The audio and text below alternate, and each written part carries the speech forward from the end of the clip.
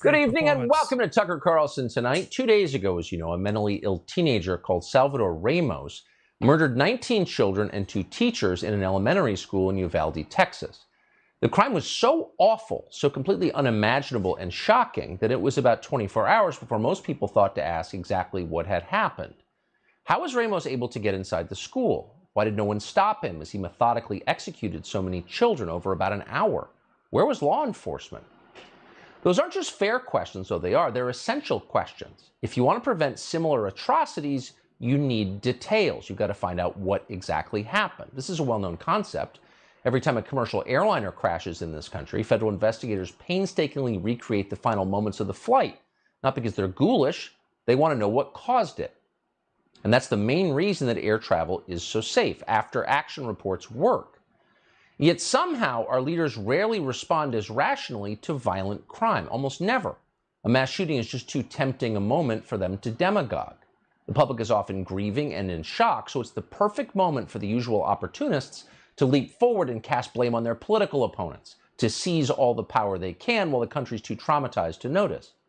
You almost never hear anyone in Washington ask, what happened? Instead, it's always a race to see who can benefit politically. This week was no different. Within hours of Tuesday's massacre, Democrats in Congress announced they plan to clamp down on your ability to defend yourself with a firearm. Why is that? Well, apparently the Uvalde shooting was your fault, so you're going to pay the price.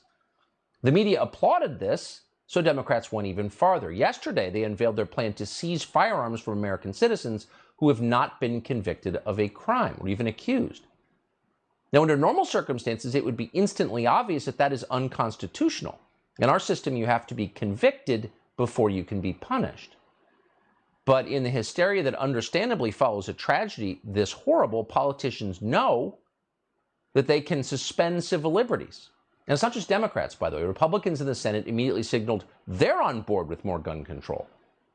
Mitch McConnell, who at the age of 80 has adopted political views that are strikingly similar to Joe Biden's, low-T liberal, announced that he stands with Chuck Schumer against you.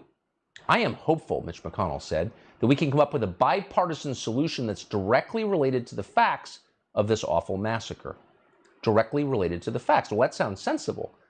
But since we're passing new federal laws, it is worth asking, what are the facts here? Well, yesterday, Texas Governor Greg Abbott appeared at a press event to relay the main fact, which is that law enforcement on the scene did all they could to save those children. That's the first thing to know. Watch. The reason it was not worse is because law enforcement officials did what they do.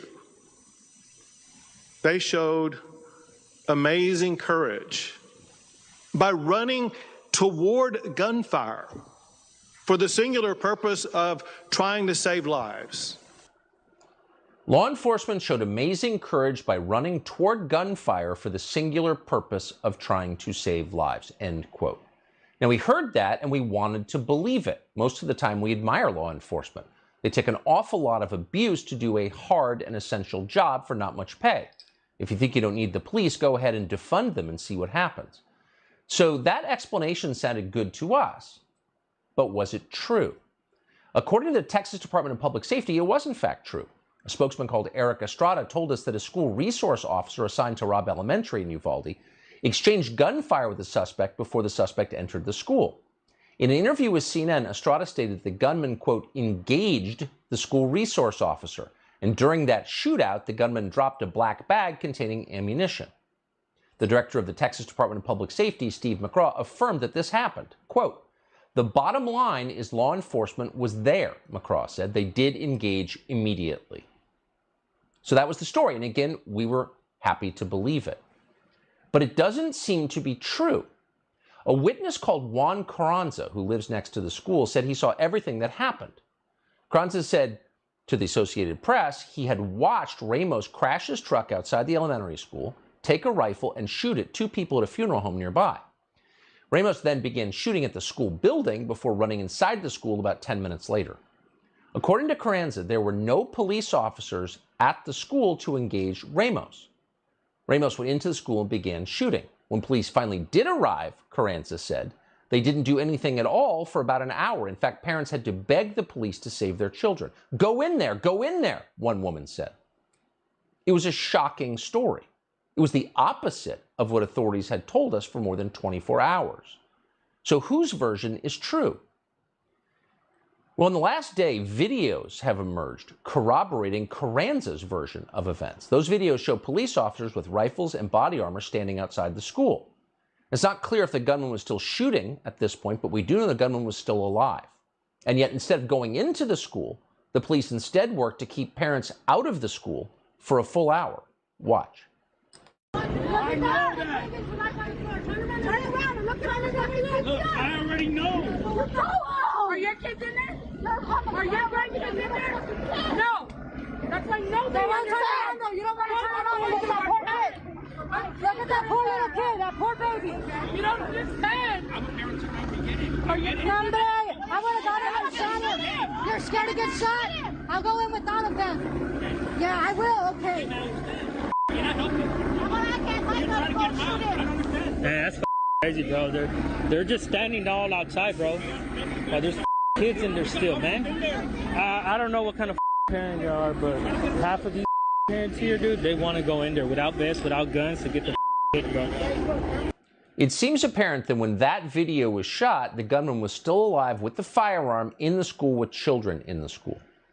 Now, a Texas official later suggested on camera that while all of this was happening, some members of law enforcement in Texas went into the school to get their own children out. Is that true? If it is true, it's a moral crime at the very least. In the meantime, we know that police were forcibly keeping parents away from the building. At one point, an officer held a taser at his side. Watch this.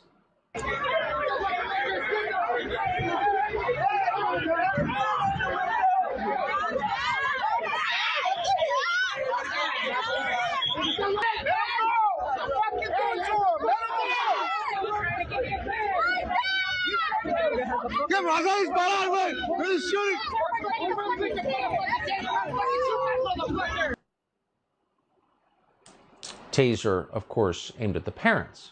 Now, one parent called Angeli Rose Gomez told the Wall Street Journal that as soon as she heard about the shooting, she drove 40 miles to the school because she had 2 sons enrolled and she wanted to save them. Quote, "The police were doing nothing," she said.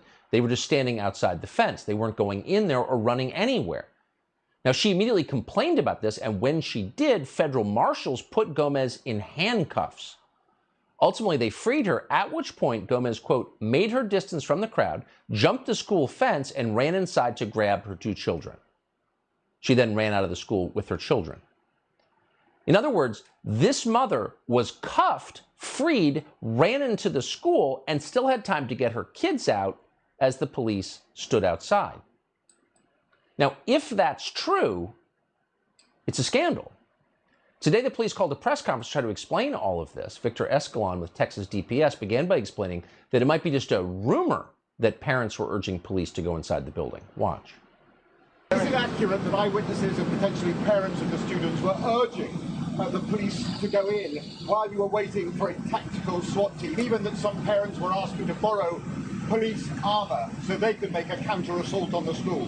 I have heard that information, but we have not verified that yet. So, what part haven't you verified? We have not verified is that a true statement or not, or is it just rumor out there? Oh, it's a rumor, except it's on video, so it's not at all a rumor, it's a fact. Now, that officer did admit that there was no school resource officer after all. The one we were told had, quote, engaged the gunman. Didn't exist. Watch. It was reported that a school district police officer confronted the suspect that was making entry. Not accurate. He walked in unobstructed initially. So from the grandmother's house to the bar ditch to the school, into the school, he was not confronted by anybody. To clear the record on that. So the point is not to point fingers or blame people. Nobody wants a school shooting. Everyone's heart is broken by it. But the authorities are not allowed to lie to us in the aftermath of an event like this. And our federal officials are not allowed to take an event like this, ignore the facts, and then use it to take our constitutional rights away. So what are the facts? Well, here's the news story from Texas DPS. At 11:28 a.m., the shooter crashed his truck outside. He then pulled a gun and began shooting indiscriminately at 2 people at a funeral home. That confirms what the witness Carranza said. He also shot at the school building. During that time, as you'd expect, people were calling the police. 12 minutes later, at 11:40 a.m., the shooter went inside the building. How'd that happen? Then 4 minutes after that, the police finally went inside the building. So in all, there was a 16-minute gap until the police showed up and responded. So why did that take so long? That is a fair question. In fact, it's a critical question. Even at the Parkland school shooting, when police staged outside as students were being murdered, police wound up inside the building 11 minutes after the shooter. But in this case, it was 16 minutes. Why was that? We have a right to know, but today, police wouldn't say. There's a 12-minute gap. There's a 12-minute gap when he crashes his truck to when he enters the school. 12 minutes. What happened at 12 minutes? So you got to understand, 11:30 is the information we have at this point that we can confirm. 11:30 a.m. the PD we got a crash and a man with a gun. And then you have responding officers. That's what it is. If it's 12 minutes from 11:30 to 11:40, that's the information we have right now. Look, at the end of the day, our job is to report the facts and have those answers. We're not there yet. So the second the shooting starts anywhere, at any time, things get very confusing. They used to call it the fog of war. It's entirely real. It's hard to figure out exactly what happened when people start getting killed. But on the big questions, it's very obvious immediately. Was there a school resource officer who exchanged fire with the gunman? That's not something you would imagine. That either happened or it didn't, and you would know right away if it happened or it didn't. It didn't happen, but they said it did happen. That's a lie. Why did they lie? Police did say that officers went inside the school for 4 minutes after the suspect, but then they retreated outside the school, and then police did not re-enter the school for another hour. During that time, they say they were waiting for backup, including, for some reason, for multiple crisis negotiators. Watch. Officers are there, the initial officers, they receive gunfire. They don't make entry initially because of the gunfire they're receiving. But we have officers calling for additional resources. Everybody that's in the area, tactical teams. We need equipment. We need specialty equipment. We need body armor. We need precision riflemen, negotiators. Now, no matter how pro-law enforcement you are, and we are, there's only so much BS you can take in the face of a tragedy like this. We're waiting for specialized equipment. You have an 18-year-old with a firearm and little kids being killed. What kind of specialty equipment do you need? Negotiators, really? As children are being murdered? One 11-year-old child says she smeared herself with a friend's blood to convince the gunman she had already been shot to death. Another 4th grader who survived the shooting said that police told kids inside to call out for help while the shooter was still shooting. Then the gunman killed a student who followed police instructions and called out for help. So if you're wondering why police waited an hour for a negotiator to talk to a gunman who's indiscriminately murdering children, you're not the only one. They were asked about this at the briefing today. Was the door really barricaded? Was it just locked? Police wouldn't respond to a simple question like that. Watch.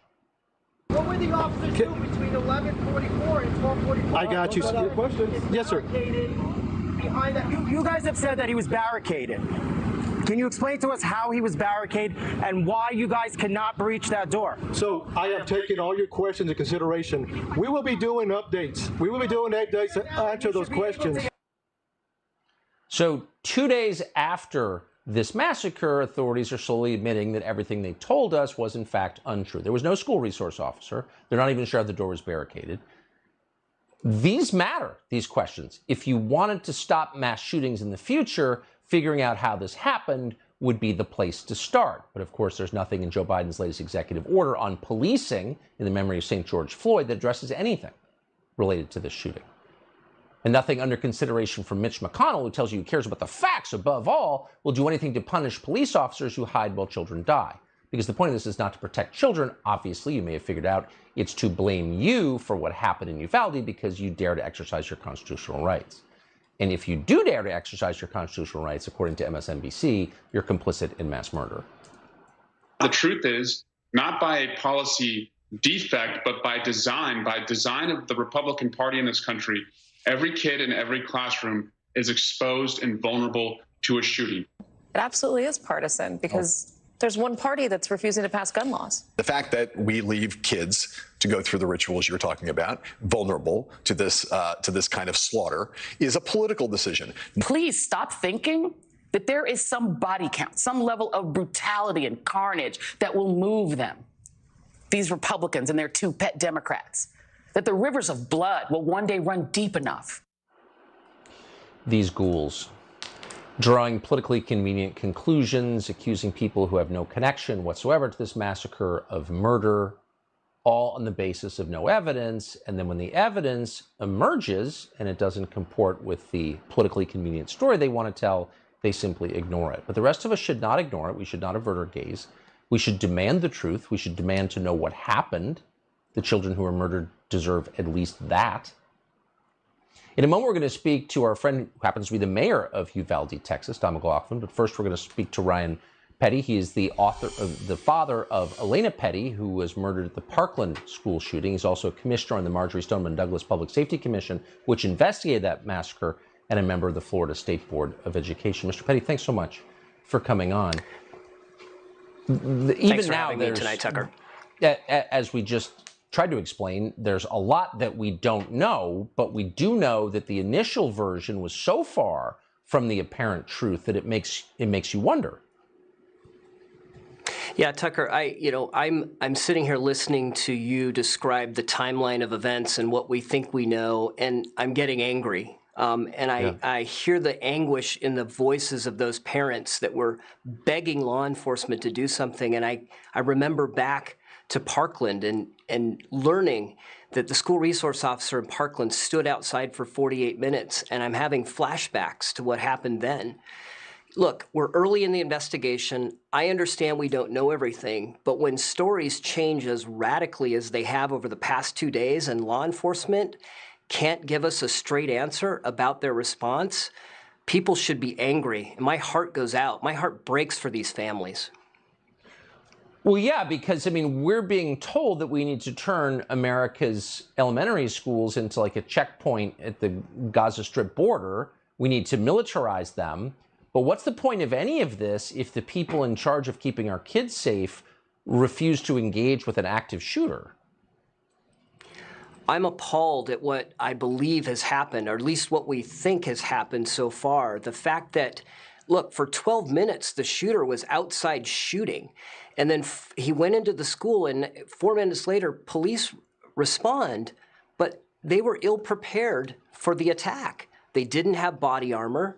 It doesn't appear like they had rifles and the ability to get into the classroom and stop the killing. So they sat outside for what appears to be 40 minutes, waiting for a tactical response team to come in and address the threat. This is appalling. They should have been prepared. First of all, this shooter should have never gotten onto the campus, walking into what appears to be an unlocked door, unchallenged by anyone, and able to breach security and no SRO on that campus. I can't believe, after all we know about all of these attacks, that there were so many failures yet again in Uvalde. What a story. Ryan Petty, thanks so much for joining us tonight. I appreciate it. Thank you. So at the heart of all of this is the town of Uvalde, Texas, about 60 miles from the Mexican border. As it happened, we've been to Uvalde. We know the mayor there. It's a really nice place. And it's been at the center of the national immigration story for the last couple of years. Uvalde's been through an awful lot, and it's going through even more now.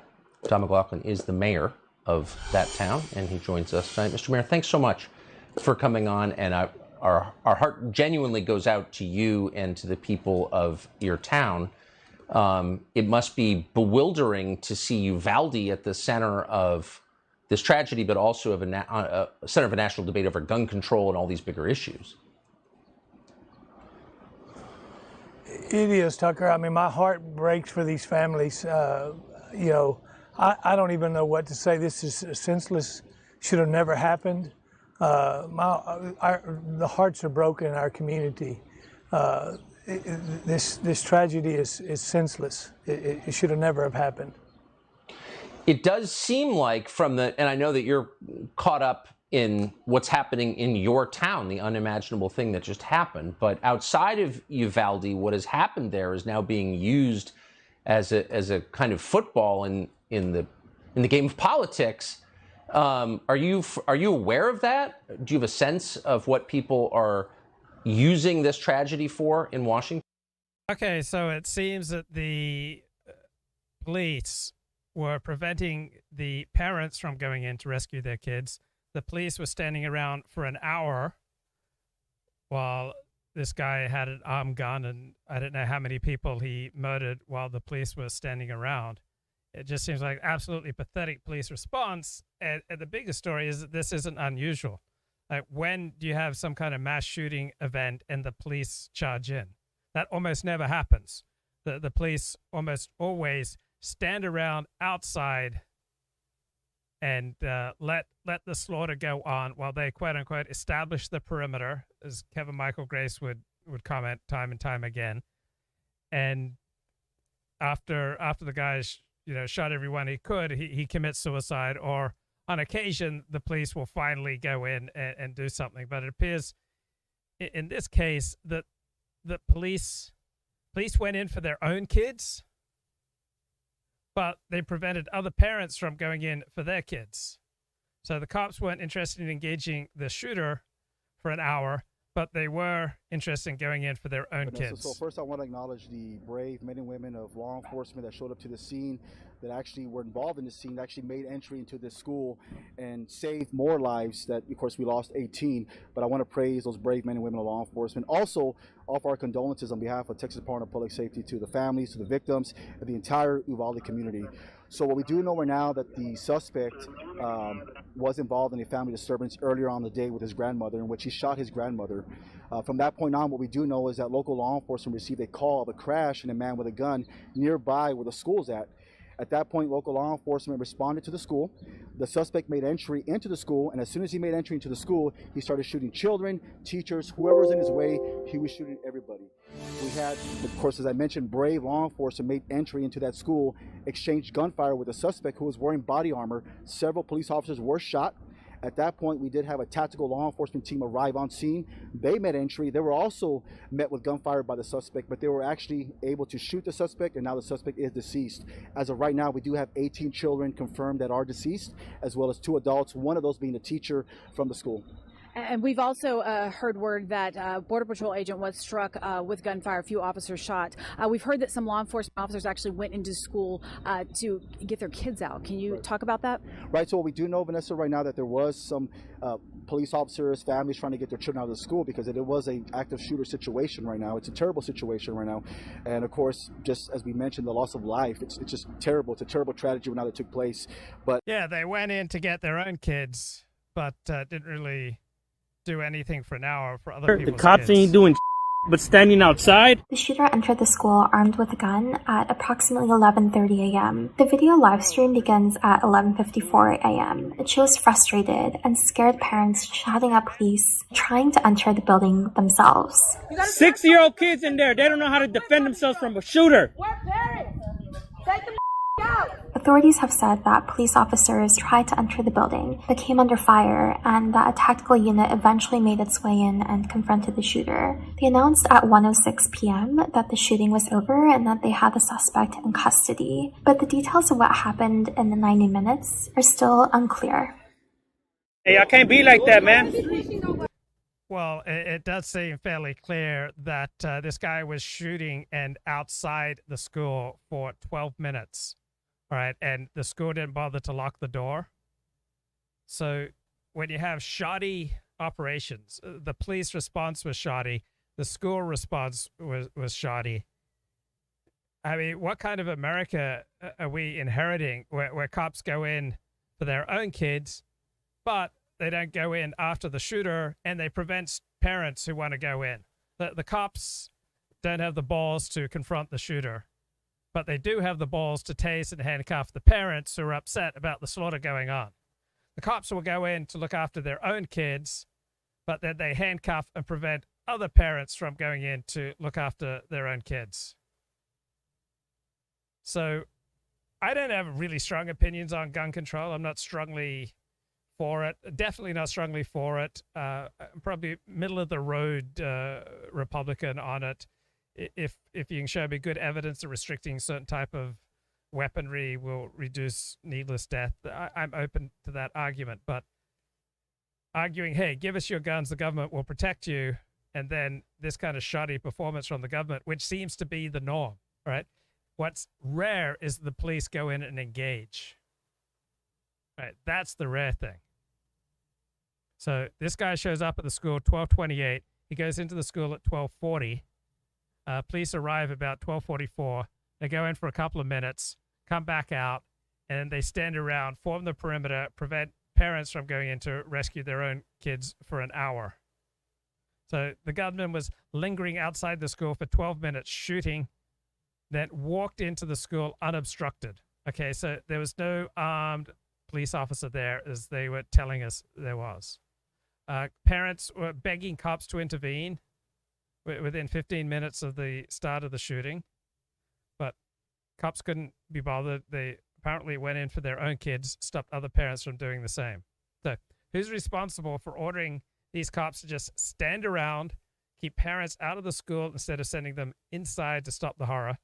I mean, who's going to take responsibility for that avoidable part of the massacre? Who leaves the door open when there's shooting going on? If you're a police officer, your job is to go in, but that almost never happens. Your job is to rush in. Perhaps if you can't do that, perhaps you should find another job. Now, Jason Whitlock has an interesting perspective. He says, our culture has moved in such a negative direction in the last decade. I'm not sure first responders would run up in the World Trade Towers today. Cultural rot has consequences. When you make heroes of people who contribute nothing and demonize those who risk everything, maybe this is what you get. We've promoted cowardice and we've demonized masculinity, and then we're all shocked when we see so much cowardice. I'm rather tired of conservatives demanding that no one politicize this event, which I think is absurd and rather self-serving. Apparently, we're supposed to just gaze at the abyss for a week or so and then just move on. But I guess we'll come together as a country by gazing into the abyss of an event like this.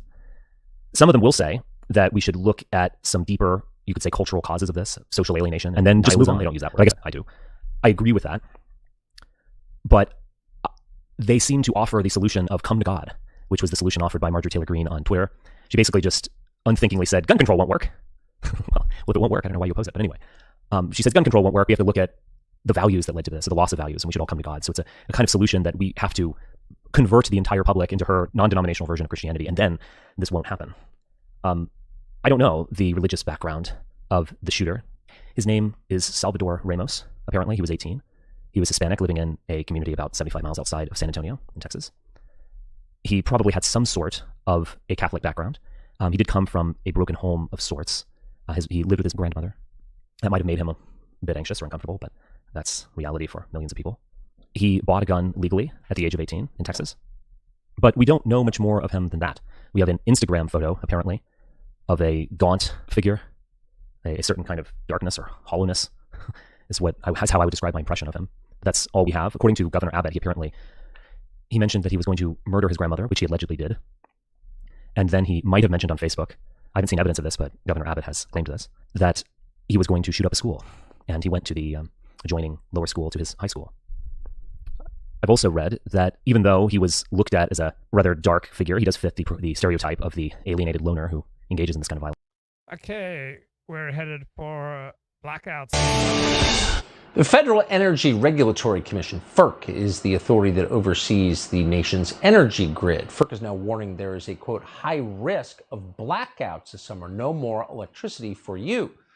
Two FERC commissioners are now acknowledging that, quote, renewable energy will not be reliable when needed.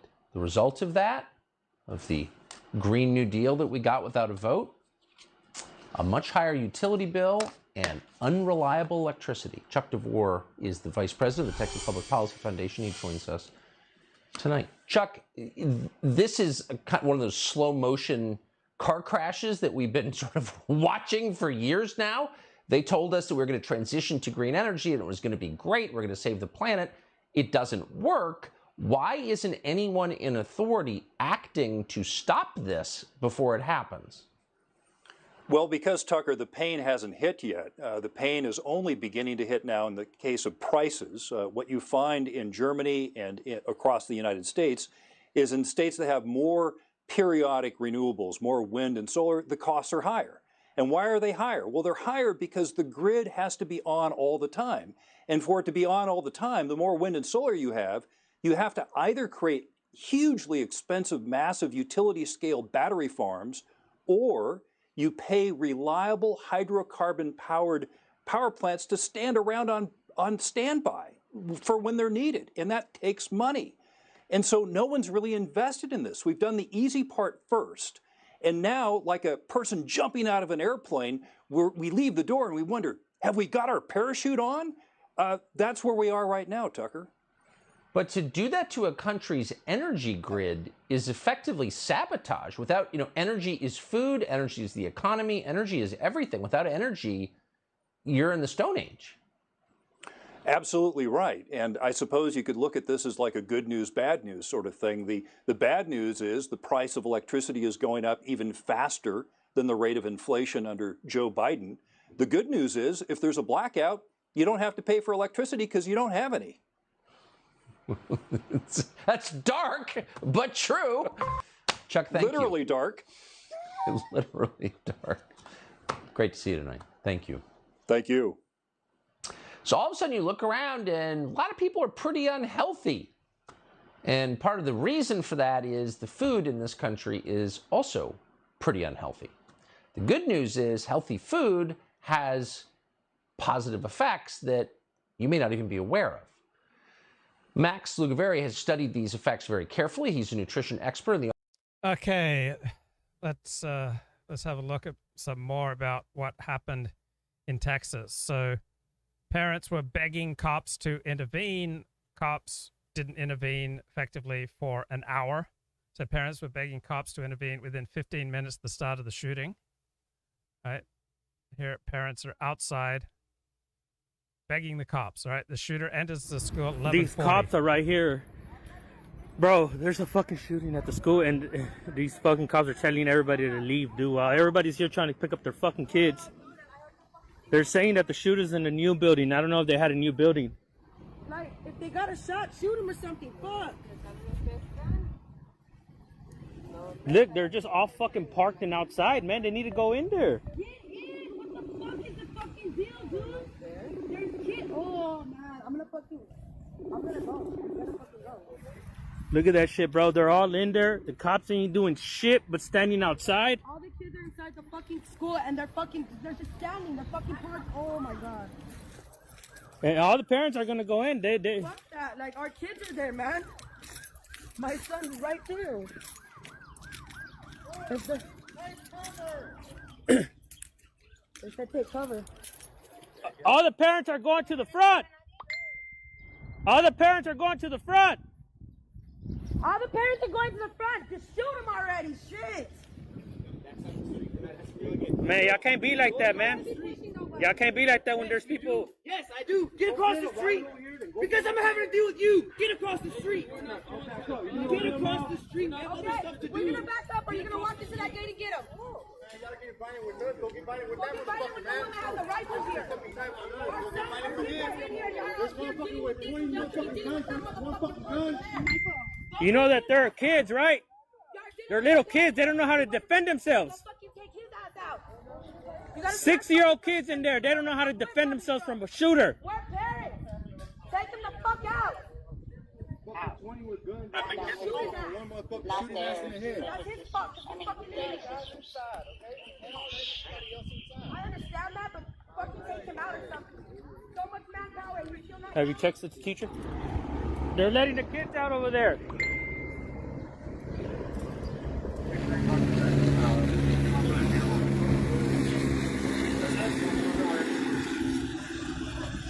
We can get a fly down at Old Carrizo and 83 South. Old Carrizo and 83 South.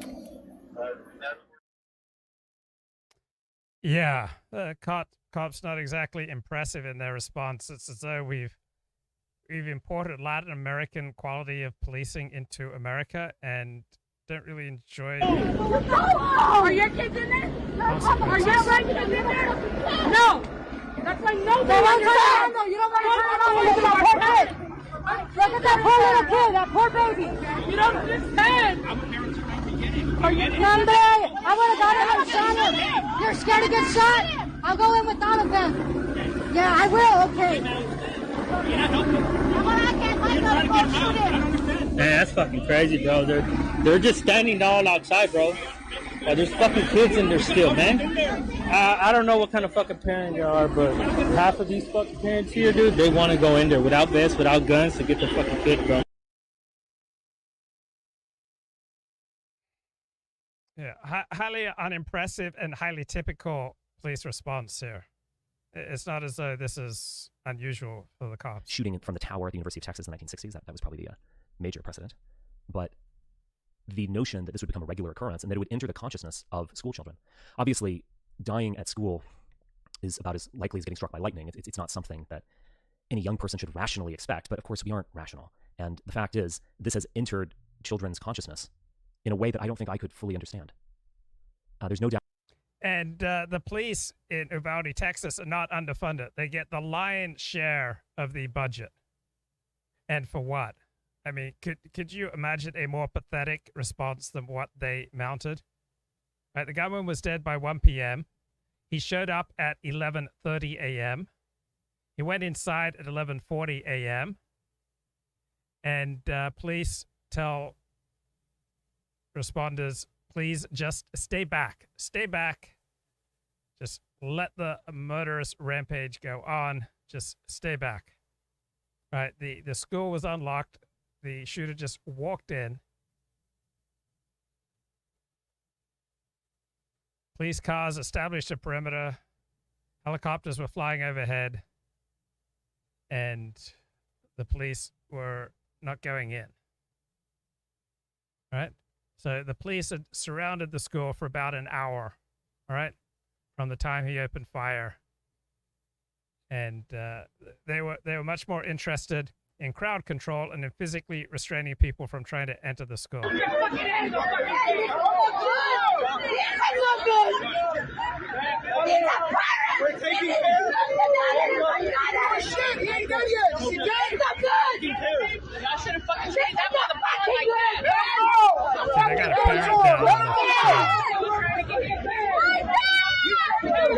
Come on, guys, pararme! ¡No shooting!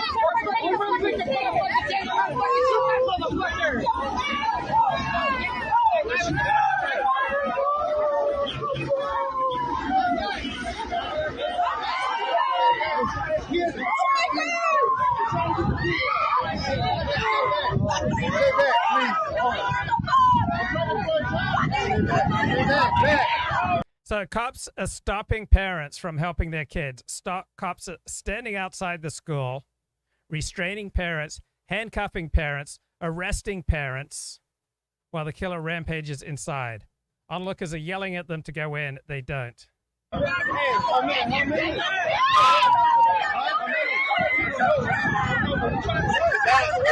So one parent urges bystanders, let's just rush in because the cops aren't doing anything. Right? That's how it normally works. What, you think they want to get hurt? They just want to get their pension.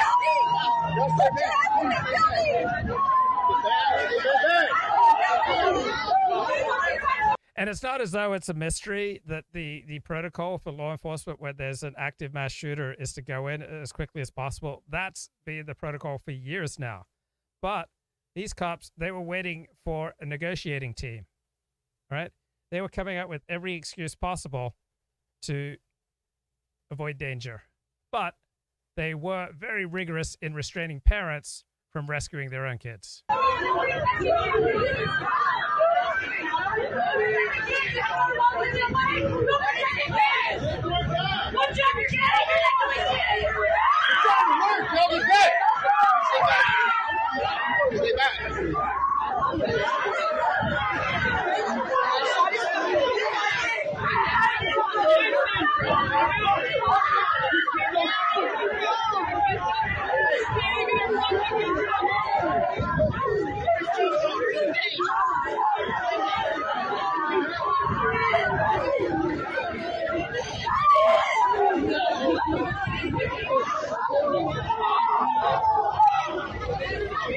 What a great job the cops are doing here, arresting parents, intimidating parents, handcuffing parents, bringing parents down to the ground, making sure parents can't look after their own kids. Cops have no interest in trying to protect the kids. They're just standing around, aiming their ire at parents.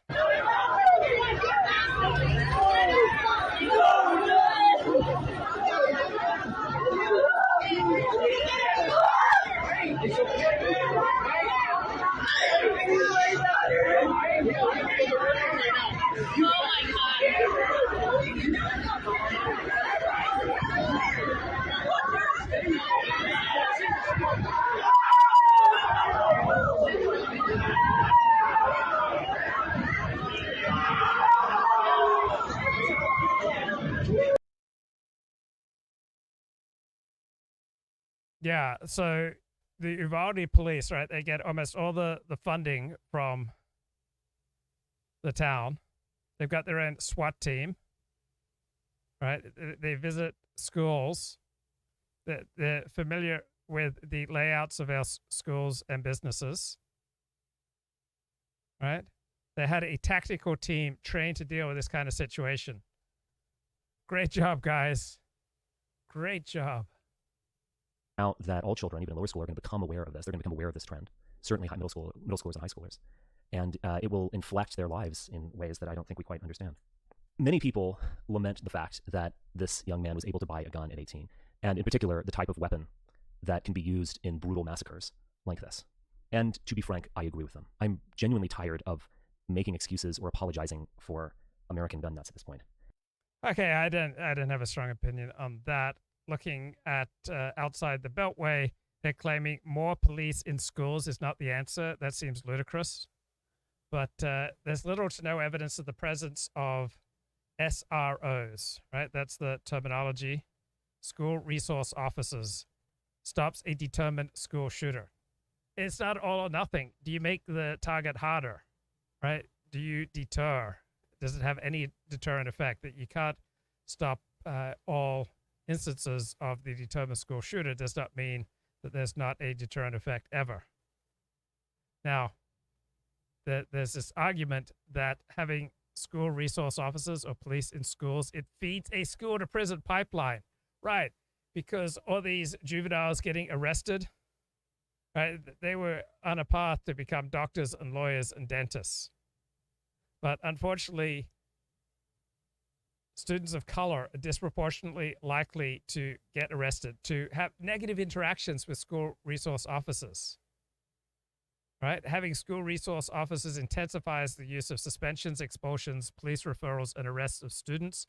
These efforts are over 2 times larger for black students than white students. So is there something heinous about the police here, or is there a discipline problem within parts of the communities of color?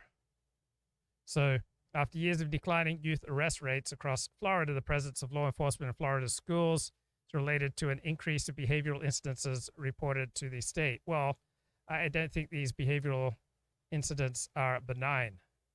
So I am all for having police in school.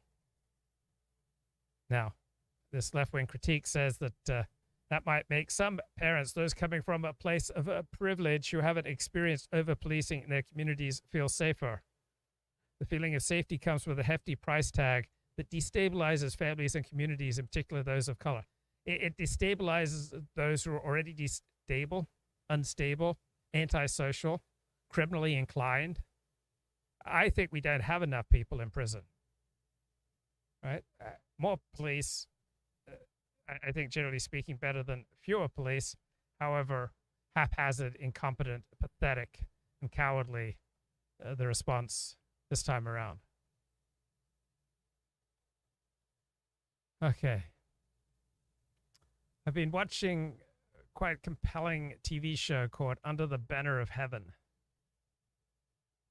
And it's a compelling look at the dark side of the Latter-day Saints, the Mormon faith. And some of his critiques would hold up pretty well for almost any religion, because pretty much any religion is going to have a dark side. So Let me. Yeah, she's got me under a spell. And it's, whoa, wait, hold on. So they're what are you playing making me around do? smoking, and his dad's not very happy, It's not so fair his dad divorce. come over. The Lord guides my political vision. Wrong! The voice you hear is the devil's. No, he answers prayers too. In your cheering crowds, you judge what is holy and what is fashionable. Yeah. No, your mother and I, we cannot return to our mission. All those souls in Louisiana in need of baptism, and we must stay here to save our son now. Flee from temptation, Daniel. Walk away from man's laws. They're so small. And this is fairly typical for strong in-groups, right? Walk away from the man's laws, right? Our in-group has our own laws. We don't have to worry about the laws of the out-group, right? All intensely identifying in-groups have this tendency. Temporary. So this is the equivalent of the Jewish saying, what will the Goyim think? Or who cares what the Goyim think? Turn thee back toward a Heavenly Father's designs. Study them closely. His word. Understand His law. Is blessed.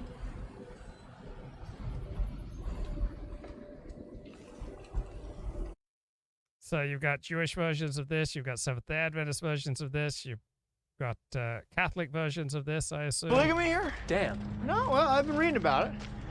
How our church changed the rules over time. It started when we banned the doctrine of plural marriage. That's when it started. I mean, you tell me, but from what I... Everything started going wrong in this country when Mormons abandoned the principle of plural marriage, man. read, prophet who renounced it, he just wanted to keep federal troops from marching into Utah, that's all. Old Woodruff had 9 wives himself. You folks, you just kept on doing it, huh? We do not pretend to know more than the founding prophets. We do not change their beliefs to suit the fashion of the time. That's what I'm talking about. So, unless you're raised in the Mormon religion or in Orthodox Judaism or Seventh-day Adventism or pretty much any religion, the religion looks at best weird to you. And so I'm sure there are going to be a lot of Mormons who are copying it as a result of this TV miniseries, because it shows the dark side of the Mormon faith. Just as there's a dark side to Judaism, there's a dark side to Adventism, there's a dark side to everything, to every religion. What happens if the cops come around? If man's law conflicts with heaven's, then the faithful will be ranged under the banner of heaven against them. Prophet Taylor, right? I dig it, man. I think we're pretty much finished here. Mr. Nichols, we'll head out now. You know, hey, I want to be as good of a saint as I can, but everybody up north are just so concerned with being a good American, too. So this is episode 4 Under the Banner of Heaven. And some of this dialogue would be applicable to any strongly identifying in-group. And deprive the family of its lawful and necessary head. What is this? That is an essential LDS tract printed by Joseph Smith himself. And it also says that a man needs at least 3 wives to achieve full exaltation into heaven. Do you know Joseph Smith had 33 wives? 33. His youngest was 14. No. But if it's so essential, why have I never heard of it, like, in church? Well, because the U.S. government has been whittling away our doctrines for over 100 years. But our church vowed that if man's laws ever conflicted with ours, that we would be ranged under the banner of heaven and against the government. So this is what my father set me on track to find. God's laws and how we have perverted them with man. Perverted them? Right. You know what sounds perverted to me? is collecting wives. Was Abraham a pervert? Huh? Was Moses a pervert? I don't know. How should I know that? I didn't marry Moses or Abraham. Do you want to have an affair on me, Dan? Is that what this is about? Do I not satisfy you anymore? No! And you will not speak to me in that manner ever again. Do you understand? How can you possibly see me as the head the way I see Christ if it's just the two of us? You don't have to go marrying more women. I know that you're the head. You always say that you can't be happy unless I am happy. He's exploring fundamentalist Mormonism. He took Robin on an looky-loo to an FLDS compound. Maybe he let some of those men in his life. Could have been the bearded men you saw. I guess it's possible. Yeah, you think? You ever discuss this with me?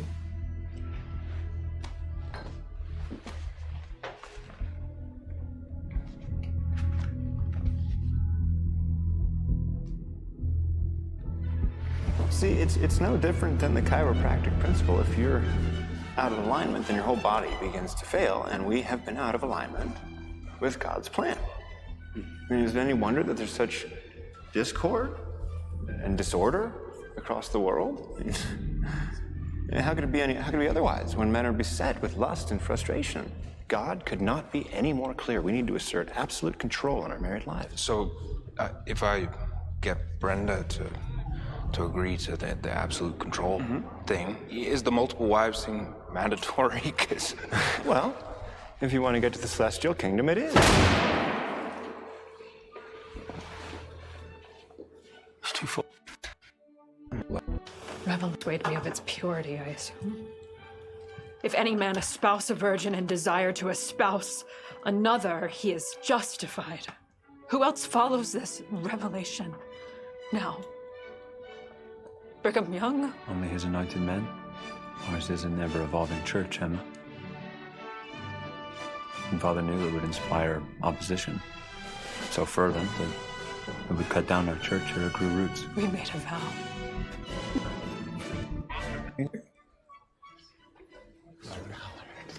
He's down. He phoned me a brief while ago.